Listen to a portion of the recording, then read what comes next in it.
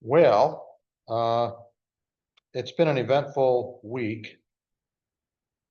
So I feel like I should say something, not that everybody's waiting for my remarks, but I have a couple of thoughts on the Charlie Kirk thing.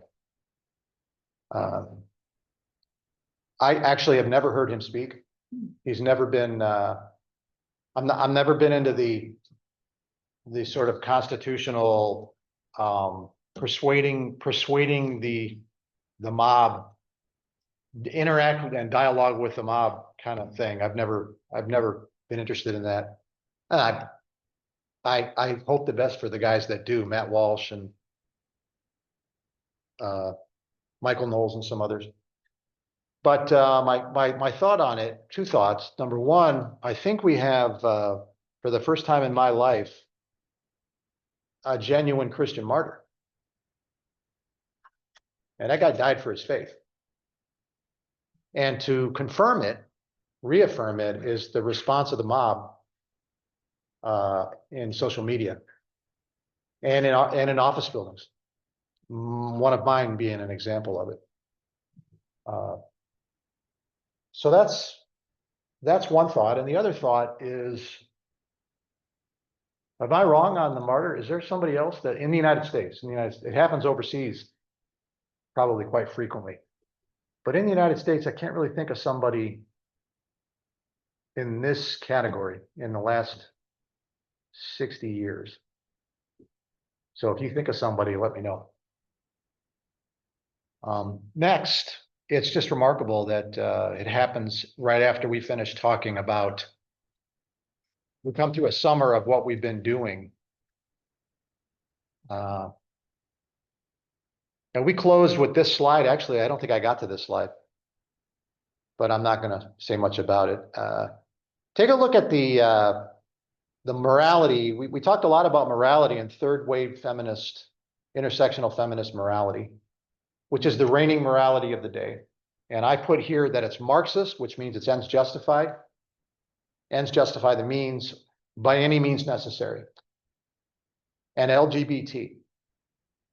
And that's exactly the morality that you're seeing expressed by the mob. That's the mob morality that you're seeing on Twitter and Facebook and the other social media platforms and so forth. It's just remarkably appropriate in a sad way, given what we talked about all summer long.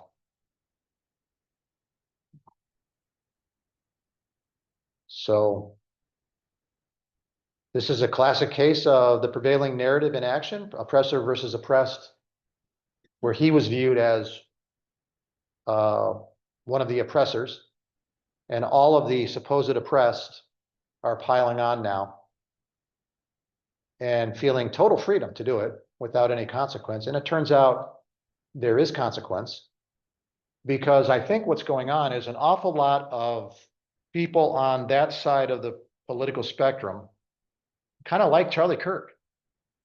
I mean, they like this idea that this guy was getting up there, and that's gutsy. Getting up there in front of audiences like that are hostile and just doing it over and over and over again, putting himself out there. And I think they respected that. And I think the problem with, the argument is that he was spreading hate, as someone in my company said. I'm glad they killed him. He spread hate. That's a quote of somebody in my company who felt the freedom to say such things. Of course, if even one of the people that he was talking to was a Muslim, he would never have said that about Islam. And so not only is it not a reflection of any virtue or honor or courage, it's the definition of moral cowardice. Because he only said it because it's free, or he thinks it is. Well, all these people online thought it was free, and then it turns out that's not, because you have the swarm comes and they take all of your posts. They got whole forums dedicated to hoovering up all these posts and then putting them in a central place. And then they find out where, they know who you are now, and they make it public. And then next thing you know, your employer has to do something about it. Charlie Kirk's problem wasn't that he hated. His problem was he was too well disposed and tolerant of his opposite. He underestimated the viciousness of his opponent. Otherwise, he never would have gotten up on that stage and he'd be alive today. And his two kids would have a father. That was Charlie Kirk's problem. It's the opposite of what the mob is saying. He should have hated more. Because if he'd have hated more, he would have understood his enemy more. He would have understood his enemy for it. He would have hated more and he'd still be alive. That's my comment. Anybody want to say anything about that? Well, I just thought, I missed your conversation, but I just thought that his wife, her testimony was just amazing. Yeah. It's not going to have the effect that they think it will. It never does. Just like the 2020, what happened in 20 didn't have the effect that they thought it would. So we're back there again. I got comments. What do we got?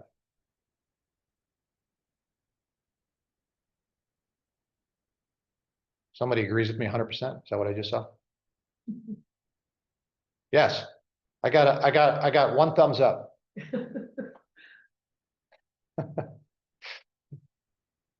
Okay. Oh, wait a minute. Maybe I got another thumbs up or a thumbs down. Oh, look at that. Okay, now, yeah. Now I got the thumbs up. I wasn't going to be satisfied unless I actually got the thumbs up.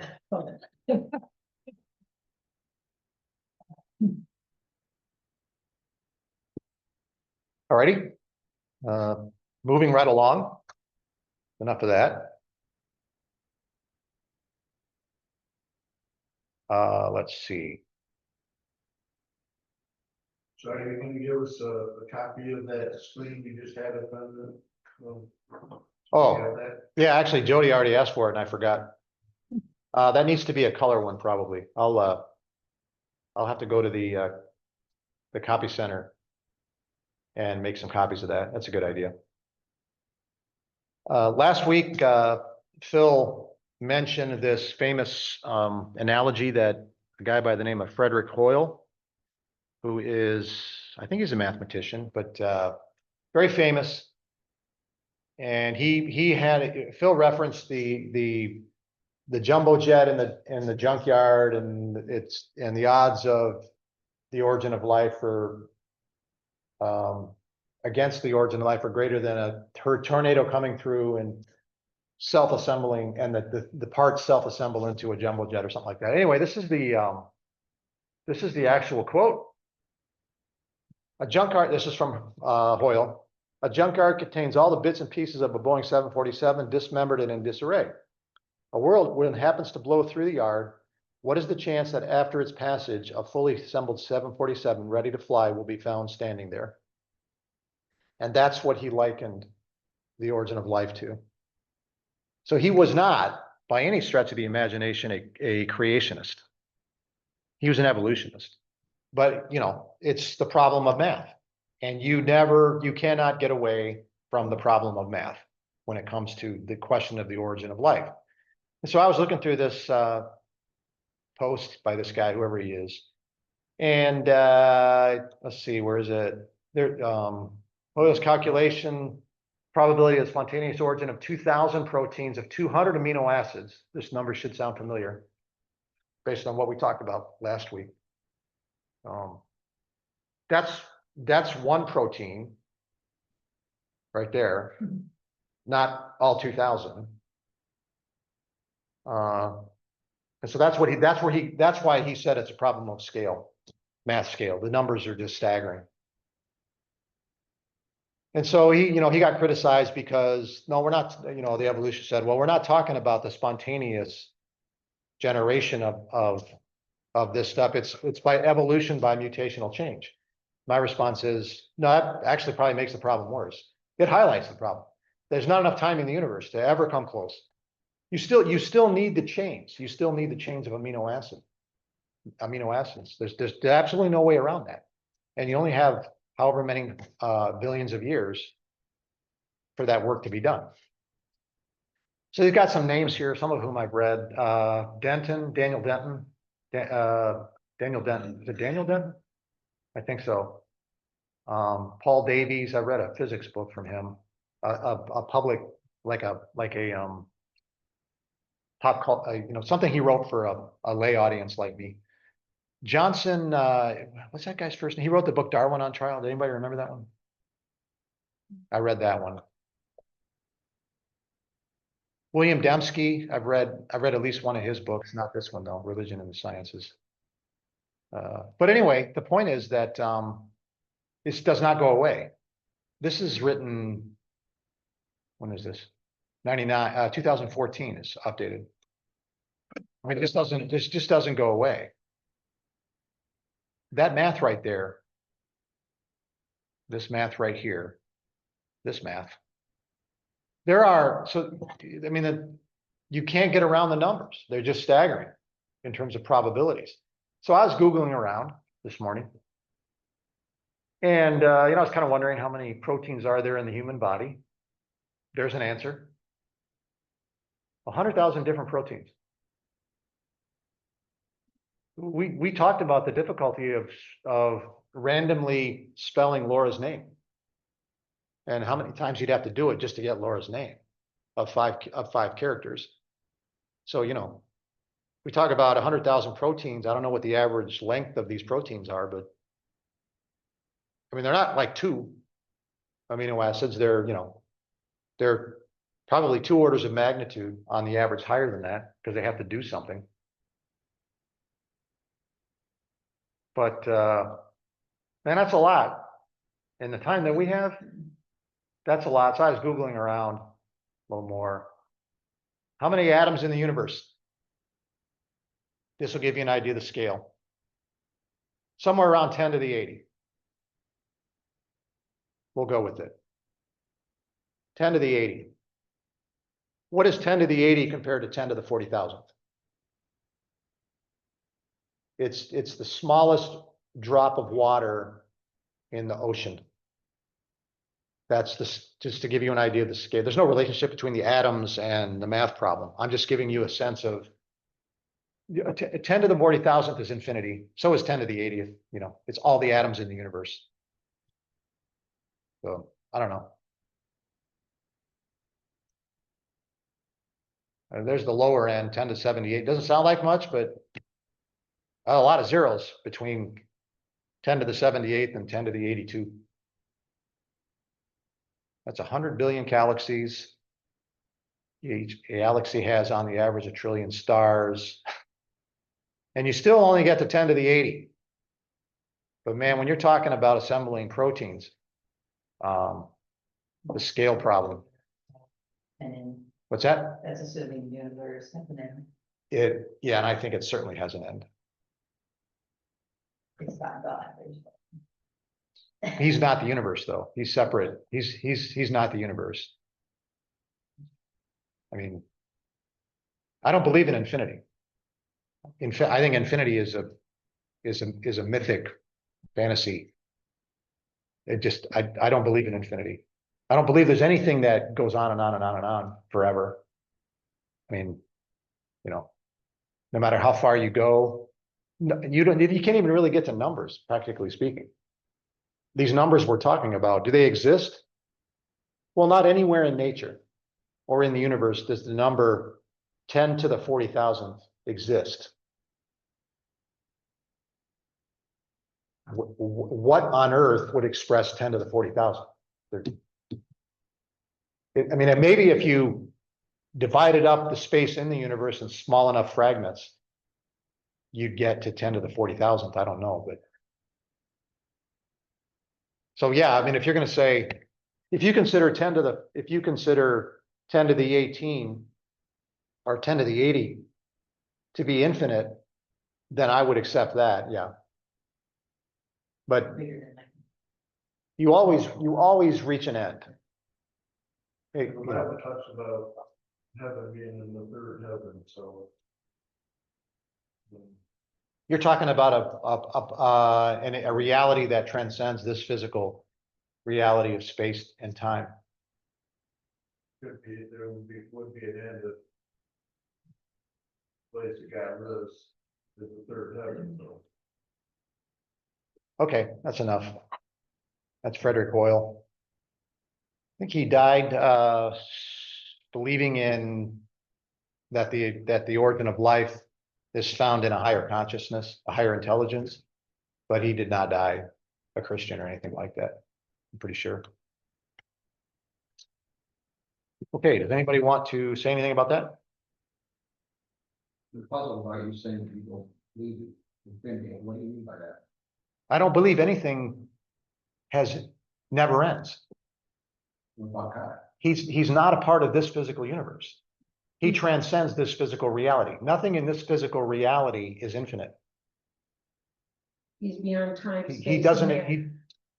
he's not, he's not a part of physical reality. He transcends it. He is within it, but he transcends it. He's not physical. Those talk about infinity. Infinity is a distance between X and Y. He doesn't have, I mean, what does it mean to talk about God having distance between X and how big is God? How small is, I mean, those. What about the path of the circle? What? What about the path of the circle? What about it? This goes around and around and on, keeps going. No, it doesn't. It's a line that closes in on itself and then comes to an end. Point of beginning. I'm not talking about the circle itself. I'm talking about the travel of the circle. That travel will go on. What travel on the circle? What travel on the circle would go infinitely? You start, let's take the merry-go-round. You start on the merry-go-round and then you travel on the merry-go-round until you die. And then your travel comes to an end. So what does it mean to say that at the resurrection, we live forever? Now you're getting it, now it's getting interesting. But at that point, the divine reality has now invaded this physical reality and altered it in ways that we don't understand. And you're no longer dealing in a physical reality like the one that we had. It's renewed, it's redeemed. So it's not the physical reality that we had before. So if you want to talk about infinite, yeah, but in a reality that transcends the current reality. We're talking about a reality that's been fundamentally altered, which is what he's going to do when he redeems it. When he redeems it, that's Romans 8. He redeems the whole thing, and he fundamentally alters it in ways that we don't understand, including ourselves. That's what I think. It's all debatable. Okay. Let's just not do this. Where are we at? 9:38. Maybe we can get back and talk later about these things. Here we are. Now let's not do the vertigo-inducing diagram. We're in the story of Isaac right now. We have the beginnings of a redemptive family in progress. Or we will. We have Abraham, Sarah, and Isaac. And then we will soon have an Isaac and a Rebecca. And then we will soon have an Isaac and a Rebecca and a Jacob. And then we're going to have a Jacob and the 12 sons. And so that's the direction. Really, in a very real sense, Genesis is the story of the creation of a redemptive family. And that will finally be manifested in the 12 tribes.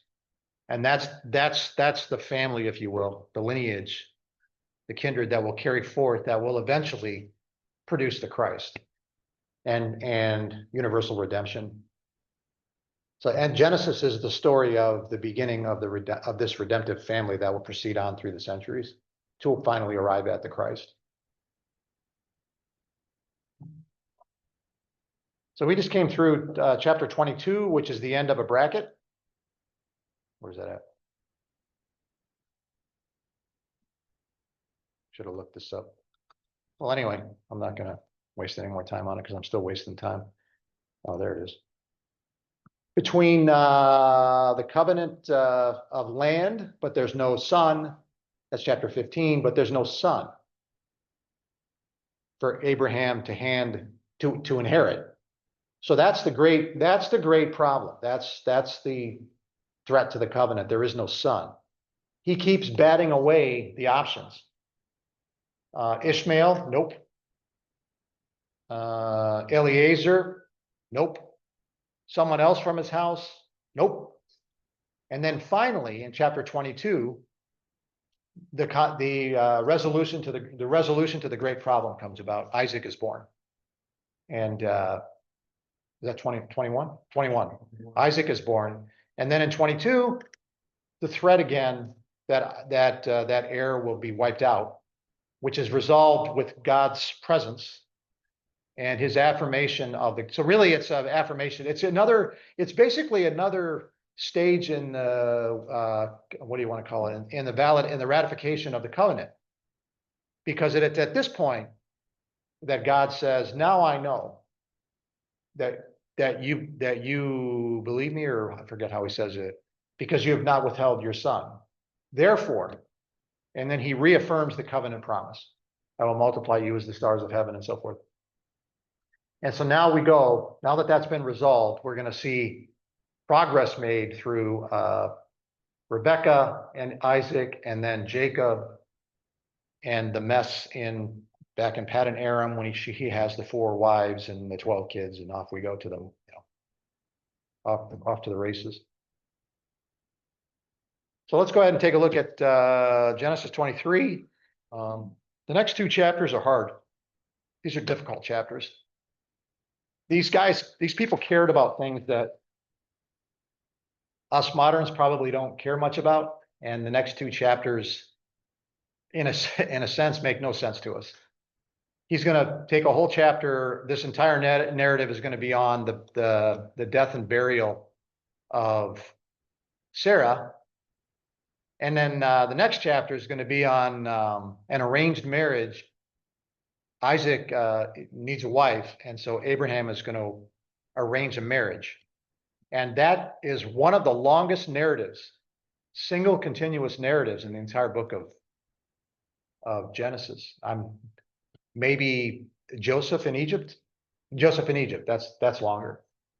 But it just goes and goes and goes. It's a 3 times told story, I think. So we'll see if we get there today. But I'm not going to have a lot to say about this burial. The question is going to be, why does he spend so much time on it? And then when we decide on that, we can probably just move on. And in fact, I don't have a break in this. I'm just going to read the whole thing, and we can talk about it.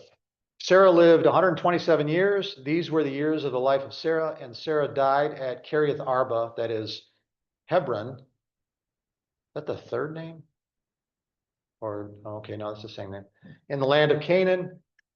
And Abraham went in to mourn for Sarah and to weep for her. And Abraham rose up from before his dead and said to the Hittites, there they are, the one that God's going to displace, eventually dispossess. I am a stranger and a foreigner among you. Give me property among you for a burying place, that I may bury my dead out of my sight. And the Hittites answered Abraham, hear us, my lord. You are a prince of God among us. Bury your dead in the choicest of our tombs. None of us will withhold from you his tomb to hinder you from burying your dead. So the Hittites may be a problem 400 years into the future, or whatever it is. But right now, they bow before Abraham, the recipient of the covenant. Abraham rose and bowed to the Hittites, the people of you get the sense that this is the way negotiations happened. There's a proper formality to this kind of an event, and this is the way that they did it. So it's like ritualistic. Abraham rose and bowed to the Hittites, the people of the land, and he said to them, if you are willing that I should bury my dead out of my sight, hear me and entreat for me Ephron, the son of Zohar, that he may give me the field of Machpelah, I don't know, which he owns. It is at the end of his field. For the full price, let him give it to me in your presence as property for a burying place. So all he wants is a cave. It'd be like we lend on a lot of different kinds of property. One of the things we lend on is mobile homes on land. And sometimes we lend money on a mobile home where the land is not included. The only thing the guy owns is not the land, like a mobile home park. The only thing the guy owns is the mobile home, and, you know, he just wants the cave. He doesn't, the land underneath it, he doesn't care about. He just wants the cave. Unless this is all part of the bargaining process. Now Ephron was sitting among the Hittites, and Ephron the Hittite answered, that's like the third time he's mentioned Hittites here. Answered Abraham in the hearing of the Hittites, there's 4, of all who went in at the gate of the city, of his city. Now remember what the Hittites were at the time of the writing of the book of Genesis. You're talking about maybe the desert time. So those Hittites, they're going to be dispossessed. That's so that guy is writing about these Hittites, and he's not presenting them in a negative light at all. Like he didn't present the Egyptian Pharaoh in a negative light, or Abimelech, who would have, occupied the land that the Philistines were on hundreds and hundreds of years later. Now, let's see. Now, no, my Lord, hear. So they disagree. No, my Lord, hear me. I give you the field. I will give you the cave that is in it. I'll give you both. I want to sell you the field and the cave. In the sight of the sons of my people, I give it to you, bury your dead. So we have some sort of negotiating process going on. Then Abraham bowed down before the people of the land, and he said to Ephron in the hearing of the people of the land, but if you will hear me, I give the price of the field, accept it from me that I may bury my dead there. So now he's willing to buy the field. Ephron answered Abraham, my Lord, listen to me. A piece of land worth 400 shekels of silver. What is that between you and me? Bury your dead. So you don't know whether he's saying, no, it's only worth 400 shekels. Just go ahead and take it. Or if this is the negotiating style. What's 400 shekels between us two? I mean, I don't know. I don't know how these things worked back then. Abraham listened to Ephron, and Abraham weighed out for Ephron the silver that he had named in the hearing of the Hittites. 5 times on Hittites. 400 shekels of silver, according to the weights current among the merchants. Very, very serious. The author is 400, hundreds of years later. The author is, it's important to the author to record this kind of detail about this event, which implies that this is a very important event in the history of Israel. So the question becomes, why is this event so important in the history of Israel? Why does it matter? It's the age-old biblical studies problem. Why this here? And why so long? I would have just said, he buried Sarah in a field that he bought from the Hittites. The one thing about it, and reading through commentary on the Bible, so the Hittites were unknown. Nobody thought there was anything according to the stuff that Schofield has said, that the Hittites weren't even unknown people. They were unknown people. That wasn't even until the 20th century, when the commentary says that they even thought the Hittites ever existed. Only in the Bible does the Hittites ever been mentioned. I think they've made progress on that. So How do you spell Hittite? Is it 2 T's? Hittites. HITT. I think there's, that didn't work. Hit tracks.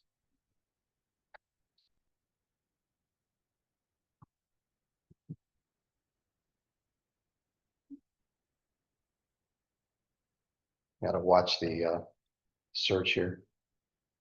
Let's see, Anatolian. So up north of the Mediterranean Sea, ethnic group who built kingdoms at some places 2007. And I think it's been established that they were fairly big presence.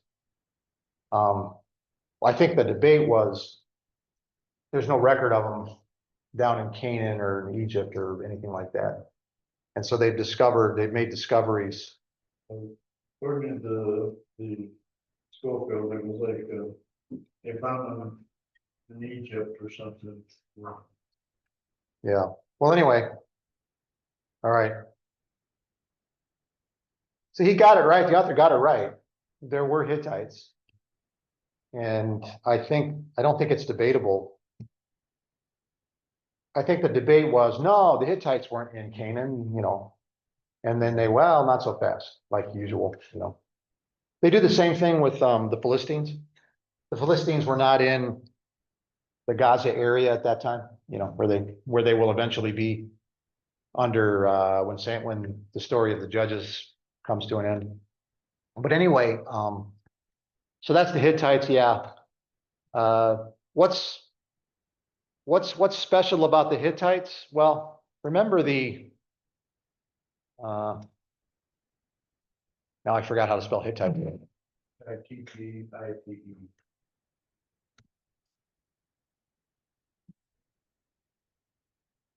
Look at the list.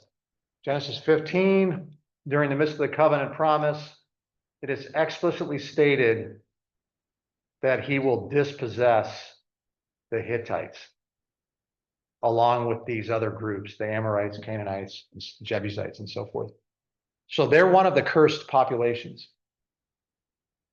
And so what you see here is Abraham is gaining a foothold as these Hittites deed over property to the recipient of the covenant promise of land. I don't know. Is that why?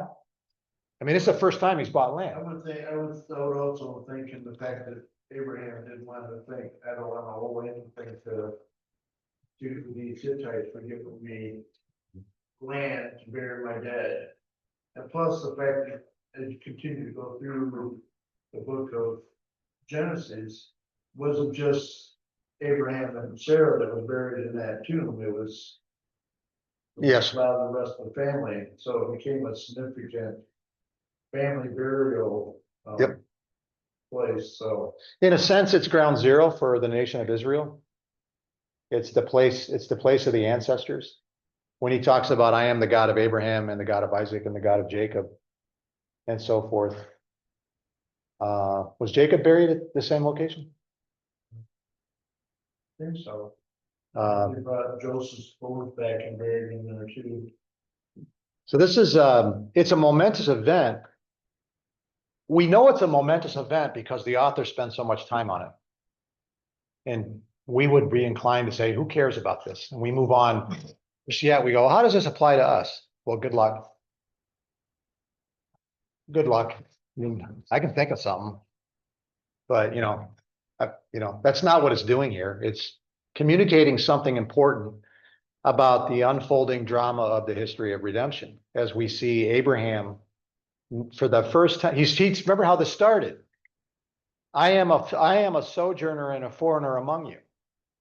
He doesn't own any, he's a nomad. He doesn't own, there's never been stated that he owns any land at all.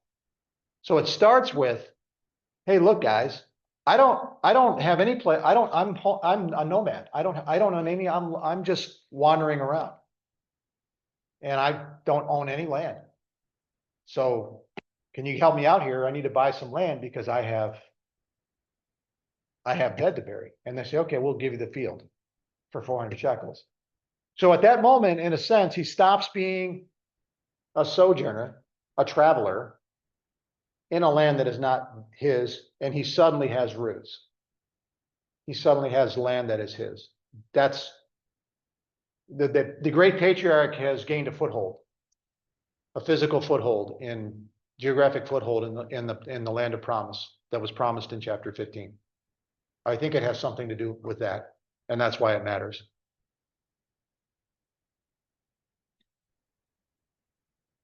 $400 shekels of silver. It's about 10 pounds. Somebody can look that up. I looked it up and I saw 10 pounds. I'd take it. It's over $41 an ounce right now.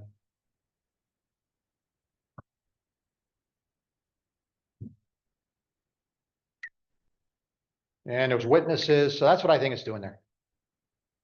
So the field of Ephron in Machpelah, which was to the east of Mamre, he's going to keep going on it, emphasizing the point, the field with the cave that was in it, and all the trees that were in the field, throughout its whole area was deeded over, made over to Abraham as a possession in the presence of the Hittites. The Hittites freely deeded over land to the heir of the covenant. He didn't take anything.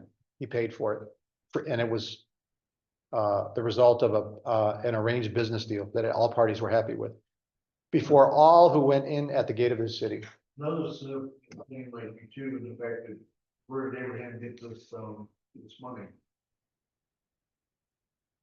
He was very wealthy. Well, he also got money from Egypt. Yeah. Yeah. He got money from Pharaoh to get rid of, Sarah and leave the land. Yes.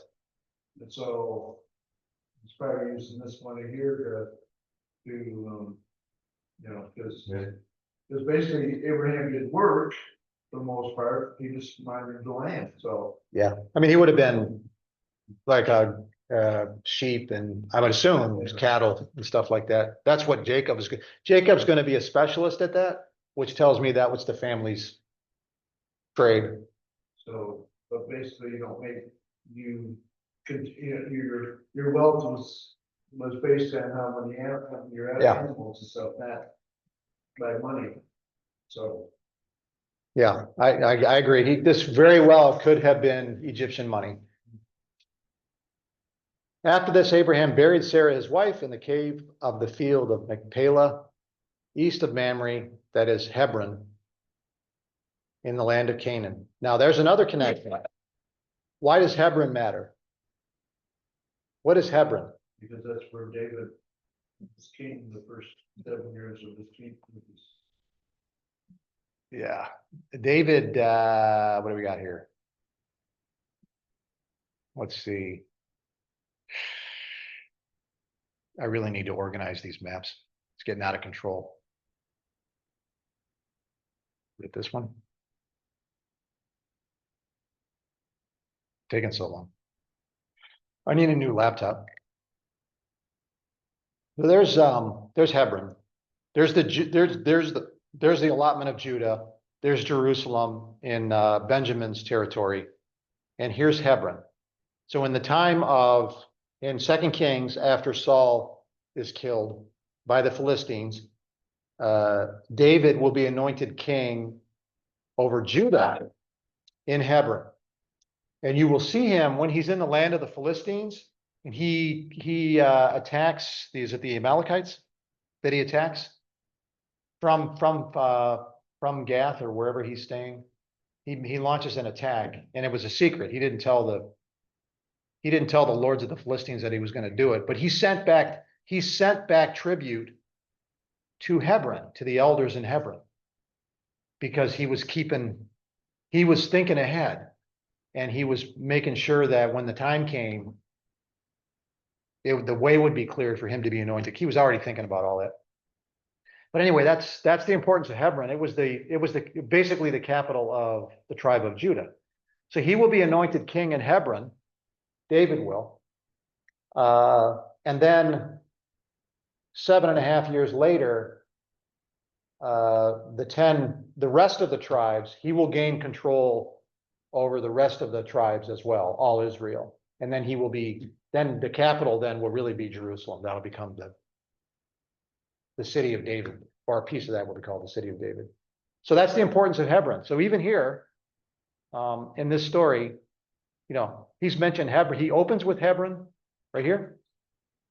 And then he closes with Hebron right here. He's using Hebrew names, Jewish Israelite names, to identify these cities. So in a sense, you can already see from the narrative standpoint, this is inevitable. This is going to be Israelite territory. He's using Israelite names. The field and the cave that is in it were made over to Abraham as property for a burying place by the Hittites. How many times does he mention Hittites? Isn't that interesting? Now I got to spell it again. Hittites. 8. Hittites appears 8 times in this chapter. Why? I don't know, but it appears 8 times. Hebron and Hittites at the start, Hebron and Hittites at the end. And it closes the narrative. So I don't think I have much more to say here, about this. You'll lose your audience real quick if you spend a lot of time talking about this kind of stuff. He lived in Beersheba. Abraham. He bought land in Hebron, it must be fairly close. Why did I close this map? Does that Beersheba on it?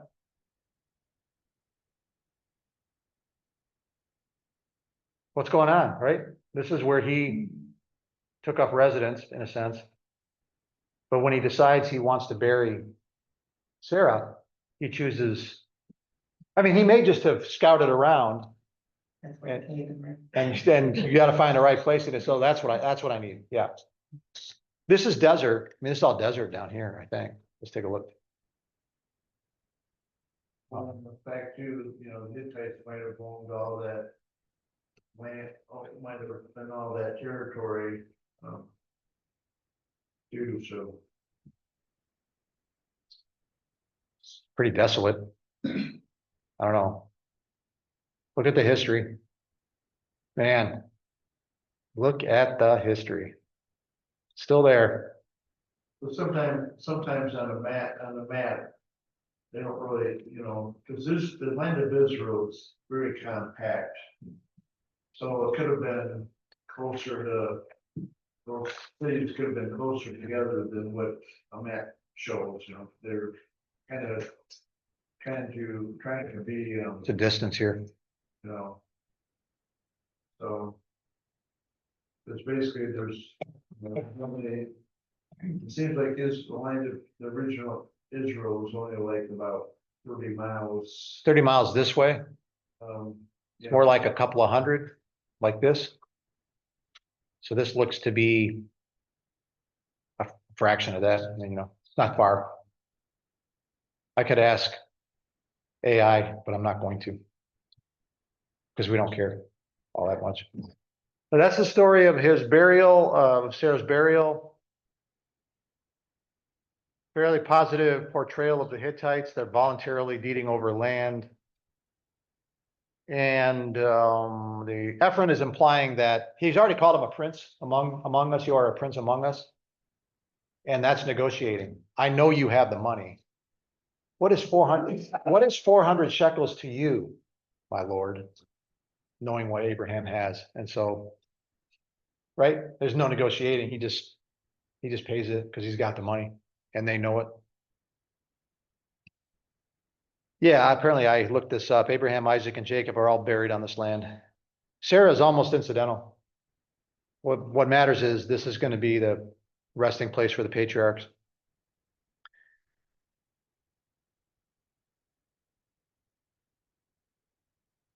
Okay, that's the story of the burial of Sarah. And really, it's the story of the buying of the land that she was buried in on. All right. Now comes the slog of getting Isaac a wife. I'm gonna do the same thing here. I'm not gonna spend a lot of time on this. It's more, the more important of the story is that it happened. So the detail of it, we'll talk about the detail maybe, but in the next 12 minutes, we'll start walking through this. It's a long chapter. A long story. It's literally 67 verses. 38 miles between the two. All right. Now Abraham was old, well advanced in years, and the Lord had blessed Abraham in all things. And Abraham said to his servant, the oldest of his household, so that, you know, these guys would do that. They would put their slaves, their most reliable slave, and responsible to become, you know, these guys become right-hand men who had charge of all that he had. Put your hand under my thigh, because that's how they roll when they make promises. That I may make you swear by the Lord. I would prefer to just shake hands. That I may make you swear by the Lord, the God of heaven and the God of earth, the God of the earth, that you will not take a wife from my son, from the daughters of the Canaanites among whom I dwell. So having just made this deal to buy land from the people of the land, the next story is him forbidding his right-hand man from allowing Isaac to take a wife from the people of the land. And so you're already seeing the beginnings of the, what do you want to call it? There's the domain of the people of God, and that it will not include the outsiders. They will remain, they will not intermarry. You have here the template that's supposed to take place, that's going to become official by the time they get to the conquest. Do not intermarry with these people. It's a cardinal rule that they broke, of course. But that's a cardinal rule. And the rule was laid down by Abraham when he went to get a wife for Isaac. You will not take a wife from the people of the land. Is part of this vow, because Abraham doesn't know if he's gonna die before he sees Isaac get married? He's got to get it done. Yeah, I would assume that. He wants to make sure this gets done. Okay, does- He's thinking about possession and inheritance as well. Because if Isaac marries a native, she becomes an heir of his stuff, and he's not going to allow that to happen either. That you will not take a wife for my son from the daughters of the Canaanites among whom I dwell, but will go to my country and to my kindred and take a wife for my son Isaac, because this is how they rolled back then, arranged marriages. What is his country? The servant said to him, perhaps the woman may not be willing to follow me to this land. Must I then take your son back to the land from which you came? And we have another potential threat to the covenant. Abraham said, see to it that you do not take my son back there, because he's going to inherit. If he goes, he's never coming back. So you will not take him back. So you have you're on the horns of a dilemma. You cannot take a wife from among these peoples, but if she refuses, you cannot take him there either. So what are the options? You're literally, there are no other options. And then you're stuck without any inheritance, without any genealogy. So we have another threat to the covenant that just suddenly pops up. But of course, he knows that God will clear the way, and it's already been taken care of, and that'll happen like that when the story unfolds. Verse 7. The Lord, the God of heaven, the second time he said that, the God of heaven in 3, and now the God of heaven in 7, who took me from my father's house and from the land of my kindred, and who spoke to me and swore to me, take your offspring, I will give, to your offspring I will give this land. He will send his angel before you. There's the angel. I have deep belief in that. And you shall take a wife for my son from there. He has no doubt. But if the woman is not willing to follow you, then you will be free from this oath of mine. Only you must not take my son back there. Do not take a wife from this land. Do not take him back from back there. I'm entirely entrusting God with this problem. And if he doesn't move, then it's finished. So the servant put his hand, then this is not the same Abraham as between 12 and 15, who wanted Ishmael. Well, let's just take Ishmael. No. Well, how about Eliezer? I don't have any other sons. How about the skinny Eliezer? He can be the heir. No. Well, what about somebody? No. Okay, I'll wait for whatever you're going to do. Well, now it's the other way around. It's Abraham insisting on behalf of God, you will not take a wife from this land, and you will not take him back from there. We are trusting God to provide the genealogy for this land. Different Abraham, post 22. Post. That could go back to the sacrifice of Abraham too, that he just trusted God that he was going to take care of the situation.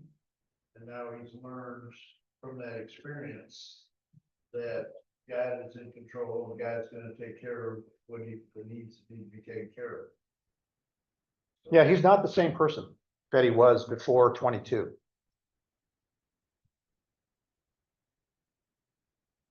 So the servant put his hand under the thigh of Abraham, his master, and swore to him concerning this matter. And off we go.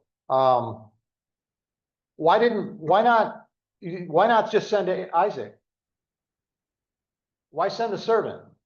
Why not just task Isaac to go get a wife and bring her back?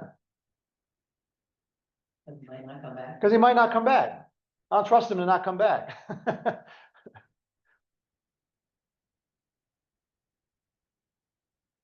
Then the servant took 10 of his master's camels, got money, departed, taking all sorts of choice gifts from his master, money, arose and went to Mesopotamia to the city of Nahor. Paddan Aram, I believe, is where that's going to be.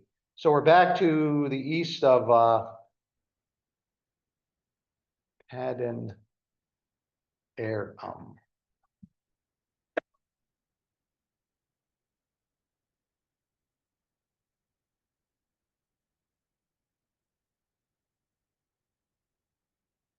Here's this one. So it's an area, not a city. Apparently, get bigger. It's up here, yeah. We're not far from Heron, where he came from in the first place. So apparently there's Heron right there. And so apparently Nahor, when he says the city of Nahor earlier, he means the city that Nahor lived in, which we now know, which we will eventually find out is called Paddan Aram, which is just southeast of Heron. So the Nahor stayed in that area. That's where he settled in, and he's doing quite well. That's Abraham's brother. Yeah, this is real close in family, right? So go get a wife. Go get one of my nieces.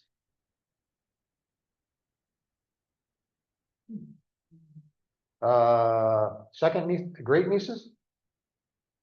No, wait a minute. No, I can never work that stuff out. There would have been his second niece, who would have been second generation. Yeah, we'll get there in a second. Well, probably not today, but. Let's see, city of Nahor, which is going to be Paddan Aram. He made the camels kneel down outside the city by the well of water, so they're not interested in the trip. Uneventful. At the time of evening, the time when women go out to draw water. And he said, "O Lord, Yahweh," right there, "God of my master Abraham, please grant me success today and show steadfast love to my master Abraham. Behold, I am standing by the spring of water." This is as do as he says, but not as he does. Nobody hasn't. It would be false to conclude that we should go around doing this kind of thing with God and expect the same kind of result. "I am standing by the spring of water, and the daughters of the men of the city are coming out to draw water. Let the young woman to whom I shall say, please let down your jar that I may drink, and who shall say, drink, and I will water your camels. Let her be the one whom you have appointed for your servant Isaac. By this I shall know that you have shown steadfast love to my master." So God is hovering all over the passage and the events, but he's out of sight. You don't see him. All you see is the prayer to him, but he's present. His hand is not in the narrative. We probably should stop right there. It's 10:13. We're going to go through the rest of it quick because I really don't have a lot to say about it. Does anybody want to say anything about this? So that's the setup. What will God do? There's a lot of tension in the narrative, a lot of anticipation. So we're back to that anticipation, promise, anticipation, fulfillment, and so forth. Yeah, we're in one of those cycles now where Abraham has been promised a genealogy, and now the anticipation arrives with what will he do for Isaac? And then we'll have fulfillment when he brings Rebecca back. Well, Isaac. you know that God's in this, I mean, that servants would have never known who the family of Exactly. family was, what they looked like or nothing. And he just happened to say, so the first person that came out to, can I have a drink and can you be, can you give me something to drink? I was brother just, I would drink, let everybody else, you get drink, you get your animals drunk and everything else, and it just happens to be the family of, So- Abraham's family. What he could have done is say, hey, I know what I'll do. I'll go here. They're coming from all over the place. I'll just ask which one is Nahor's family. And then I'll know where to go, and I'll go to Nahor's house. He doesn't do any of that. He's entirely leaving it in the hands of God by saying, the first one that shows up, I'm not going to do this thing where I'm going to ask around and around and around until I find the right family. If God is in this, he will bring, like the animals in the ark, he will bring her to me. And it's not even another member of the family, it's her person. So that's how the fulfillment is gonna happen. All right, we'll go ahead and stop. It's 10:15. I'm trying to make a burial and an arranged marriage sound as interesting as possible. This is the best I can. All right, that's enough for today. Thanks for joining, everybody. How come I can't, what's going on here? Thanks, Gary. Oh, I do have the feed. Yeah, you're welcome. Naomi, I'll see you. Here we go. Thanks. We'll see you later. Yeah. Have a good trip, Robert and Laura. Thanks. We just got to the dunes. Cool. Perfect timing. See ya. See ya. See ya.